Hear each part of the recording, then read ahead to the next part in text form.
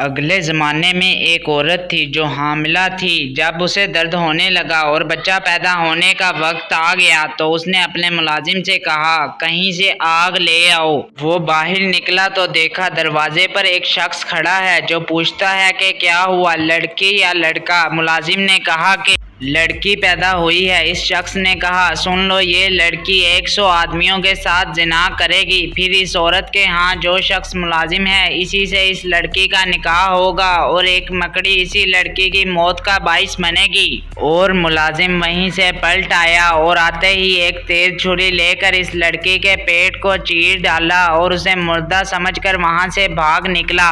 اس لڑکی کی ماں نے یہ حال دیکھ کر اپنی بچی کے پیٹ پر ٹانکے لگا دیے اور علاج معالجہ شروع کیا، جس سے آہستہ آہستہ اس کا زخم بھر گیا۔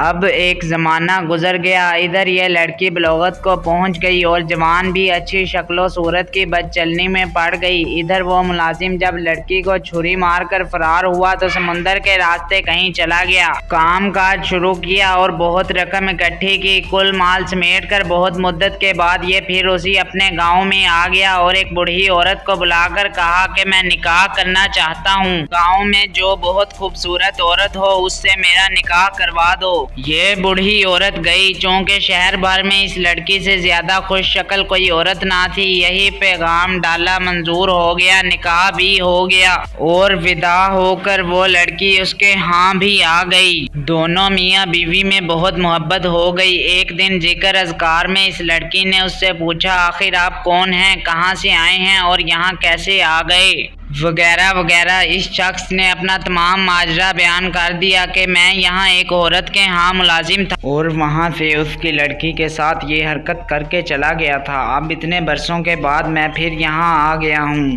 اس لڑکی نے یہ سن کر کہا کہ جس کا پیٹ تم چیر کر بھاگے تھے میں وہی لڑکی ہوں۔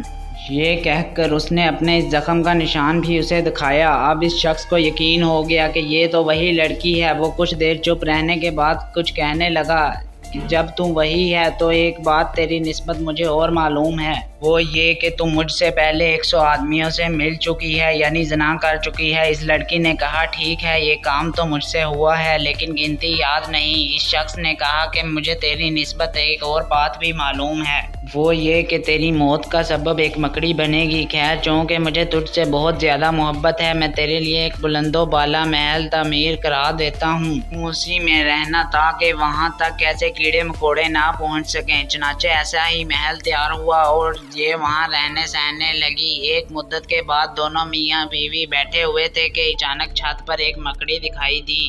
اسے دیکھتے ہی اس شخص نے کہا دیکھو آج یہاں مکڑی دکھائی دی ہے، اچھا یہ میری جان لیوا ہے، اس سے پہلے یہ میری جان لے میں ہی اس کی جان لے لوں۔ غلاموں کو حکم دیا کہ اس کو زندہ پکڑ کر میرے سامنے لاؤ۔ مکڑی کو پکڑ کر اس عورت کے سامنے لے آئے۔ اس عورت نے مکڑی کو زمین پر رکھ کر اپنے پیر کے انگوٹھے سے مسل ڈالا اور اس مکڑی کی جان نکل گئی، مگر اس سے جو پیک نکلی اس کا ایک قطرہ اس عورت کے انگوٹھے کے ناخن اور گوشت کے درمیان چلا گیا۔ اس کے زہر سے کچھ ہی دنوں بعد اس کا پیر سیاہ پڑ گیا اور اسی کی وجہ سے وہ عورت مر گئی۔